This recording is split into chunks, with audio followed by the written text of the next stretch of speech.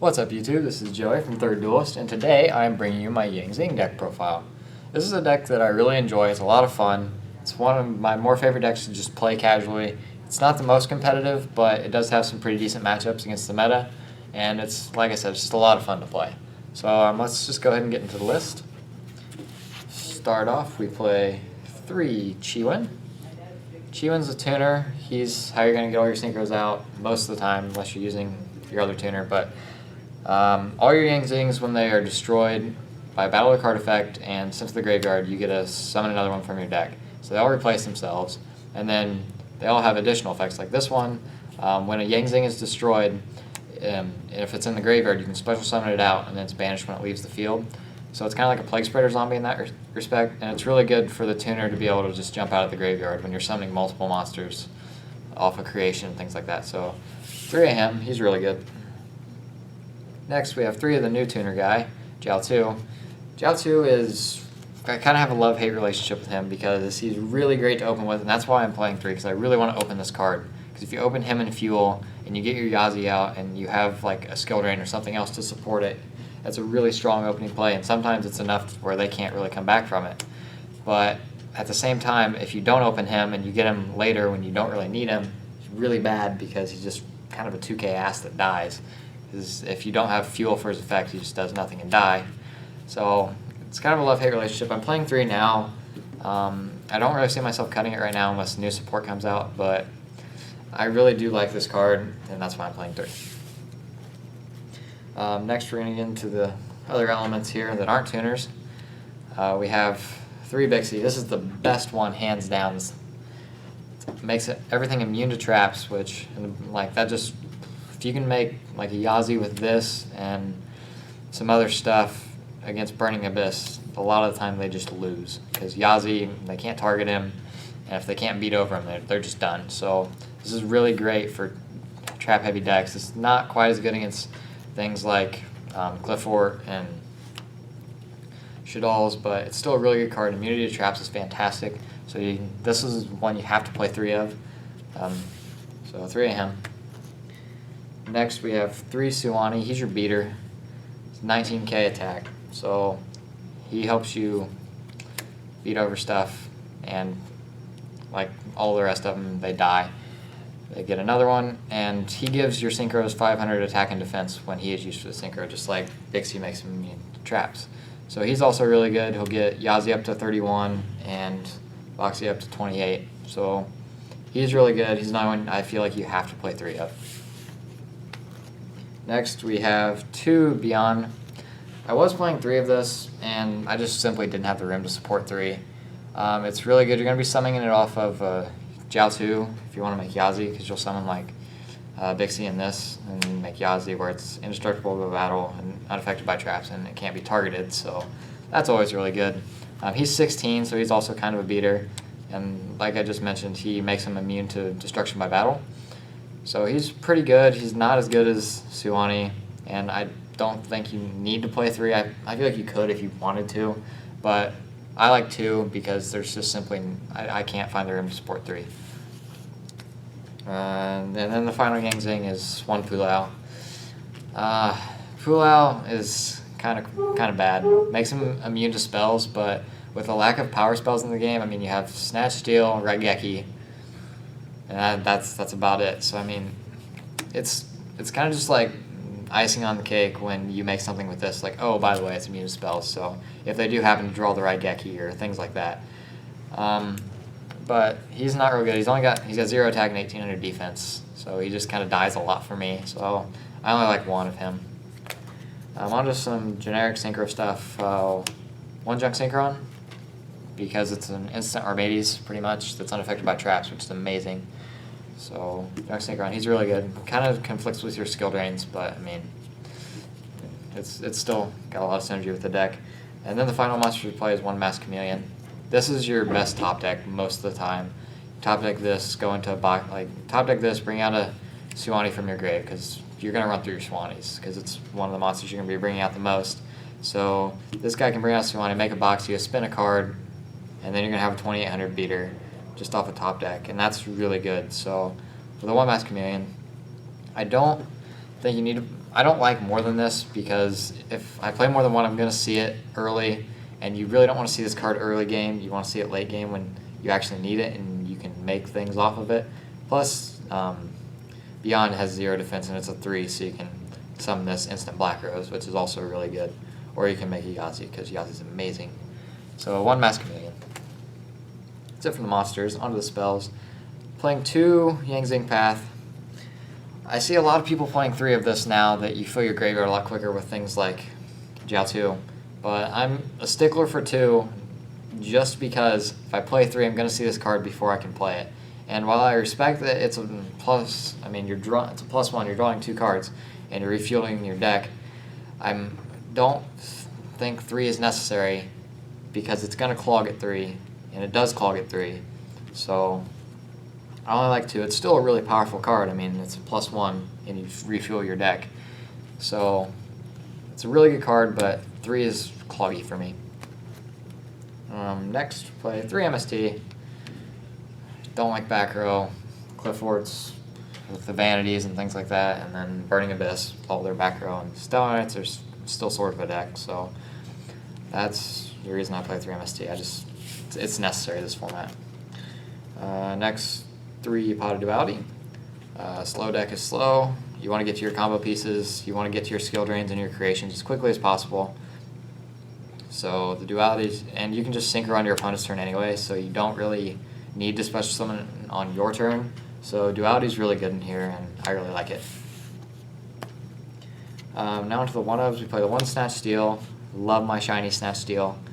Something I had since I was a kid. But anyway, this is just a really, really busted card. Don't think it should be legal, but it's there, so I'm going to play it. It's really pretty in Ultra. Next we have Soul Charge, because it's Soul Charge. Pretty self-explanatory. Raigeki, nuking boards is good. It's just really good for keeping your opponent, breaking boards, especially with Vanities, Impetus, and things like that. And it's just a really good card, and I'm going to play it and everything. 1 Dark Hole. This is not something I would play in everything. I just play it in here because all your monsters get their effect when they're destroyed. And I've used this more than once just to nuke my, even when I have stuff on the board, because I get effects when my stuff dies. So this is really good in here, even if it's not really good in the meta. That's all for the spells. On to the traps. Playing 3 Yang Zing Creation. This is a card you want to see really early and quickly because this generates so much advantage. Basically what it does is when one of your monsters dies, not a Yang Zing, just a monster, then you get a special summon Yang Zing from your deck. And then when your Yang Zings die, you're going to get this effect and their effect. So you're basically getting 2 monsters when one dies, which is fantastic. And then you can bring a Chi-Wen out, synchro up, or do whatever. But this card just generates so much advantage. You have to play 3 of this because it's just such a powerful card, and you got to see it early. And it's not even bad if you draw multiples because you're just going to generate even more and more advantage. So this is one of the best cards in the deck. You have to play 3. Next, 3 Skill Drain. This card should be limited, but I'm not complaining because I can play it. Just stops monster effects, and all your stuff activates in Grave, so it's not going to hurt you there.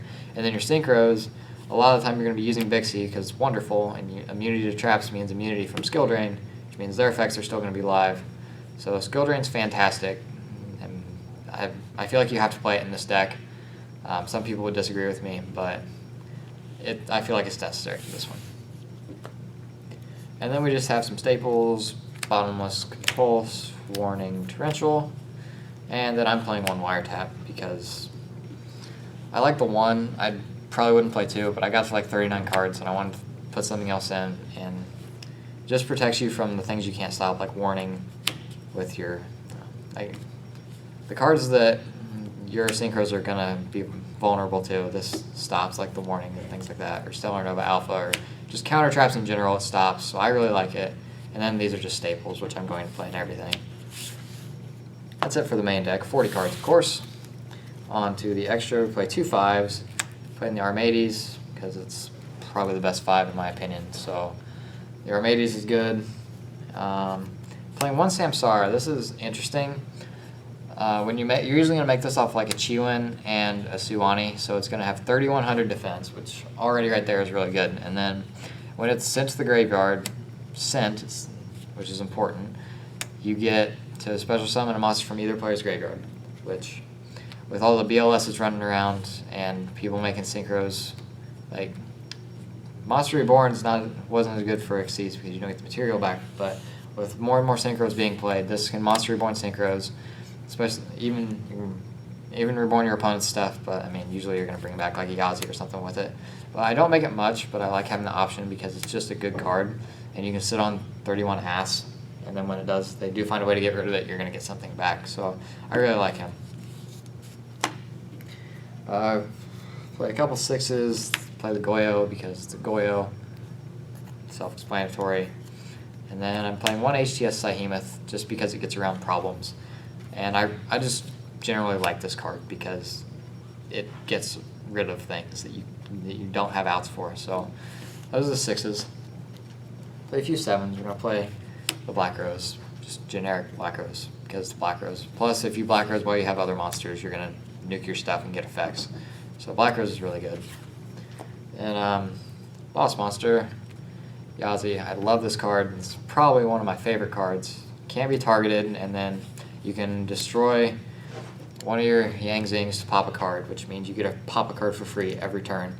And he's a miniature Leo. Like, I've seen this being played in decks that aren't Yang Zings, but in Yang Zings he's crazy because he's going to have all your bonus effects, like unaffected by traps and can't be destroyed by battle, or 500 more attack, or things like that.